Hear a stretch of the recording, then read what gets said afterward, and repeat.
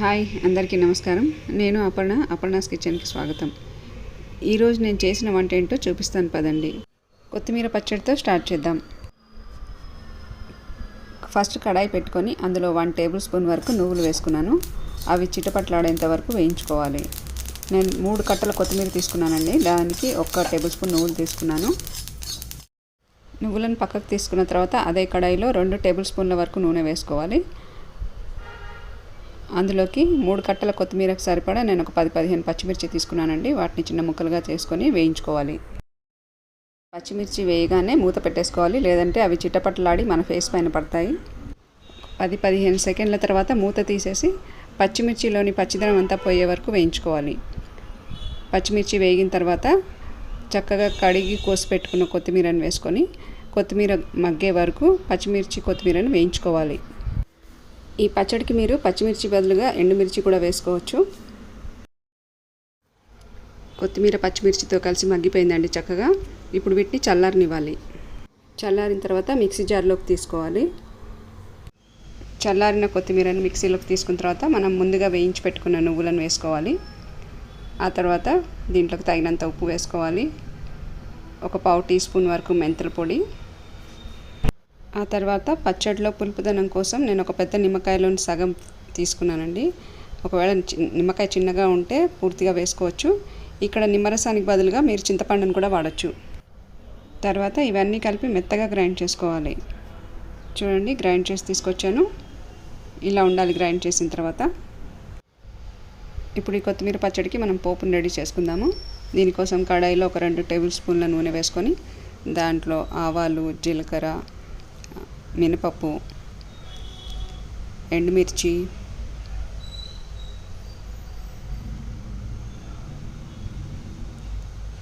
పసుపు, ఆ తర్వాత కొద్దిగా ఇంగు వేసుకోవాలి.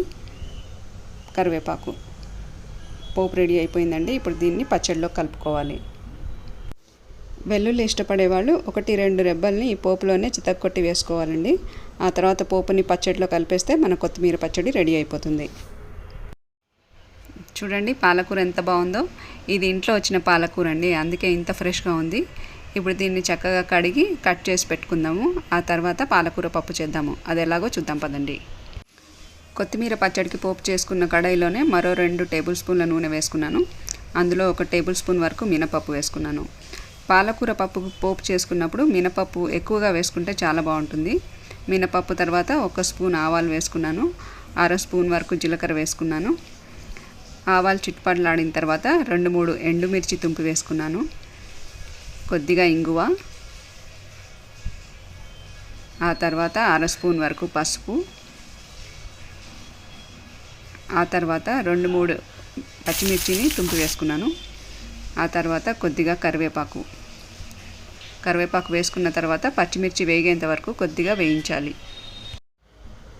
పచ్చిమిర్చి వేగిన తర్వాత సన్నగా కట్ చేసి పెట్టుకున్న పాలకూరను వేసేసుకుంటున్నాను.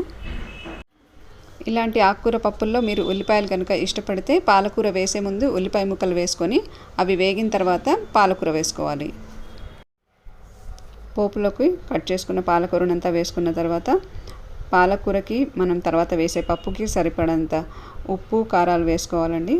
ఉప్పు, కారం వేసుకున్న తర్వాత బాగా కలిపేసుకొని పాలకూర మగ్గే వరకు ఒక 5 నిమిషాలు ఉడికించుకోవాలి. పాలకూర మగ్గడానికి మూత మాత్రం పెట్టుకోవద్దండి పైన. ఏ ఆకుకూర ఉడికేప్పుడైనా పైన మూత పెడితే దాని కలర్ మారిపోతుంది. సో మూత పెట్టకుండానే మగ్గించుకోవాలి. పాలకూర మగ్గిపోయిందండి. ఇప్పుడు దీన్ని కొద్దిగా గరిటెతో మ్యాష్ చేసుకోవాలి, ఆకులాగా ఉండకుండా. పాలకూర చాలా కొద్దిగా ఉంది కాబట్టి 2-3 నిమిషాలనే మగ్గిపోయింది. ఇప్పుడు దీంట్లోకి మనం ఉడకబెట్టుకున్న కందిపప్పును వేసుకుందాం. కందిపప్పును ఉడికించేప్పుడు దాంట్లో కొద్దిగా పసుపు వేసుకోండి. చూడండి, ఇలా మంచి కలర్ వస్తుంది. పప్పును ఉడికించుకోవడానికి కుక్కర్లో పెట్టినప్పుడే పప్పుకు సరిపడా చింతపండును కడిగి నానబెట్టి పెట్టుకున్నాను. ఇప్పుడు పాలకూర పప్పు కలిసిపోయిన తర్వాత ఆ నానిన చింతపండు రసం తీసి ఈ పప్పులోకి వేసుకోవాలి. ఈ పప్పులోకి చింతపండుకు బదులుగా మామిడికాయ కూడా వేసుకోవచ్చు, సీజన్ కదా. సో మామిడికాయ వేయాలనుకుంటే మామిడికాయ తురుముని పోపులో వేసుకోవాలి, లేదంటే ముక్కలుగా కట్ చేసి పోపులో వేసుకోవచ్చు. పప్పులోకి అన్నీ వేసుకోవడం అయిపోయిందండి. ఇప్పుడు 5 నుంచి 10 నిమిషాల వరకు సిమ్లో ఉడికించుకుంటే పప్పు రెడీ అయిపోతుంది. పప్పుని బౌల్లోకి తీసేసుకున్నాను. ఇంకా నెక్స్ట్ క్యాబేజ్ కర్రీ చూద్దాం. ఇప్పుడు క్యాబేజ్ కర్రీని చేసుకోవడానికి ఎప్పట్లాగానే పోపుని చేసుకుంటున్నాను. నూనె వేసుకొని నూనె వేడైన తర్వాత మినపప్పు, ఆవాలు, జీలకర్ర, ఆవాలు చిట్పట్లాడిన తర్వాత ఎండుమిర్చి తర్వాత ఇంగువ, ఆ తర్వాత కరివేపాకు వేసుకున్నాను. కరివేపాకు కూడా వేగిన తర్వాత కడిగి కట్ చేసి పెట్టుకున్న క్యాబేజీని వేసేసుకుంటున్నాను.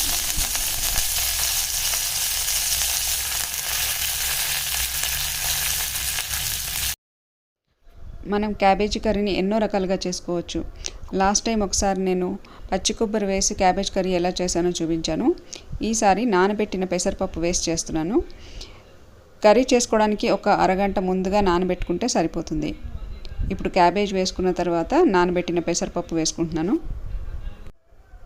పప్పు వేసుకున్న తర్వాత కూరకు సరిపడినంత ఉప్పు వేసుకొని ఒకసారి బాగా కలుపుకొని మూత పెట్టేసుకుంటే ఉప్పు వల్ల క్యాబేజ్లో నుండి నీరు ఊరి ఆ నీటిలోనే క్యాబేజ్ మొత్తం ఉడికిపోతుంది. క్యాబేజ్ మరీ ముదిరింది అయితే తప్ప పైనుండి నీళ్లు వేసే అవసరం ఉండదు. ఒకసారి ఉప్పు వేసి మూత పెట్టేసుకుంటే సరిపోతుంది. మూత పెట్టేసి చిన్న మంట పైన ఒక 5 నిమిషాలు మగ్గనివ్వాలి. 5 నిమిషాల తర్వాత చూస్తే నీరు బాగా ఊరి ఉంటుంది. ఒకసారి కలిపేసుకొని మళ్ళీ మూత పెట్టుకోవాలి. క్యాబేజ్ ఆల్మోస్ట్ ఉడికిపోయింది, ఇంకా కాస్త ఉడకాలి. సో మూత పెట్టేసి మరో 2 నిమిషాలు ఉండనిద్దాం. ఇప్పుడు క్యాబేజ్ పూర్తిగా ఉడికిపోయింది, నీరు కూడా అంతా ఎగిరిపోయింది. ఇప్పుడు దీంట్లోకి కారం వేసుకుందాము. ఆ తర్వాత కట్ చేసి పెట్టుకున్న కొత్తిమీర, ఈ 2 వేసుకొని బాగా కలుపుకొని మూత పెట్టేసి 1 నిమిషం పాటు ఉంచితే మన కూర రెడీ అయిపోతుంది. ఈ క్యాబేజ్ కర్రీని అన్నంతో, రోటీతో, జొన్న రొట్టెలతో దేంతోనైనా సర్వ్ చేసుకోవచ్చు. కానీ చపాతీతో తింటే చాలా బాగుంటుంది. క్యాబేజ్ కూర రెడీ అయిపోయిందండి. ఇంకా నెక్స్ట్ మనం చారు చేసుకుందాము. చారు చేసుకోవడానికి పప్పు ఉడికిన కడాయిలోనే నేను చారుకు కావాల్సిన నీళ్లు పోసుకున్నానండి. అందులో చిన్న చింతపండు రెక్క వేసాను, ఆ క్లిప్పింగ్ మిస్ అయిపోయింది. చారులోకి పులుపు చాలా తక్కువ పడుతుంది, సో అది చూసుకొని వేసుకోండి. ఆ తర్వాత దాంట్లోకి ఉప్పు, కొద్దిగా బెల్లం, ఇది ఆప్షనల్ అండి, మీ ఇష్టం ఉంటే వేసుకోండి. ఆ తర్వాత కట్ చేసి పెట్టుకున్న ఒక టమాటా వేసుకున్నాను. ఇప్పుడు నేను చేయబోయేది మిరియాల చారు అండి, మిరియాలు అల్లం కలిపి. సో దానికి ముందు పొడి చేసుకుంటున్నాను. అందుకోసం ముందుగా 1 స్పూన్ మిరియాలు, 1 స్పూన్ జీలకర్ర, ఈ 2 కలిపి పొడి చేసుకుంటున్నాను. ఆ తర్వాత మన చూపుడు వేలంత అల్లం, చూస్తున్నారు కదా ఎంత తీసుకున్నానో అంత అల్లం తీసుకొని బాగా కడిగి పొట్టు తీసి తురిమి పెట్టుకోవాలి. ఇలాగ మిరియాలు, జీలకర్ర, అల్లము వేసి చారు పెట్టుకుంటే రుచికి రుచి, ఆరోగ్యానికి ఆరోగ్యం, అవునా?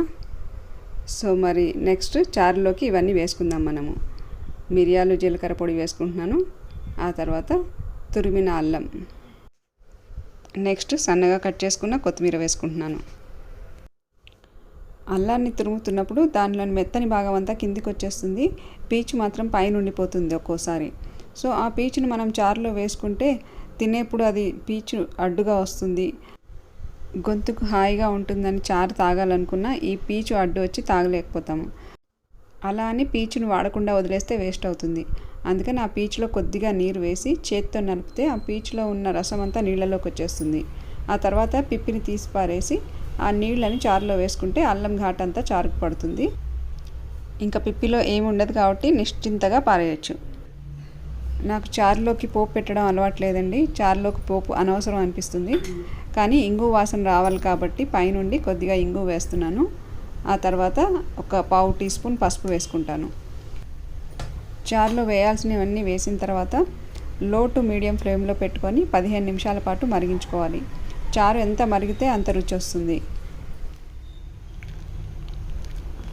20 నిమిషాల నుండి మరుగుతూనే ఉందండి చారు. గుమగుమలాడే అల్లం మిరియాల చారు రెడీ అయిపోయింది. జలుబు చేసినప్పుడు ఈ చారును పెట్టుకొని తాగితే చాలా హాయిగా అనిపిస్తుంది. ట్రై చేసి చూడండి. 4 రెసిపీస్ చేయడం అయిపోయిందండి. చూసారు కదా, ఇది అల్లం మిరియాల చారు. ఆ తర్వాత ఇది పాలకూర పప్పు, నెక్స్ట్ వచ్చేసి క్యాబేజ్ పెసరపప్పు కూర, ఆ తర్వాత కొత్తిమీర చట్నీ. నేను చేసి చూపించిన ఈ రెసిపీస్ చాలా కామనే కావచ్చు, అందరూ చేస్తారు ఇవన్నీ. కానీ చెయ్యి మారితే పద్ధతి మారుతుంది, రుచి మారుతుంది. అందుకే నేను ఎలా చేశానో చూపించాను. అలాగే మీరు ఎలా చేస్తారో నాకు కామెంట్స్లో చెప్పండి.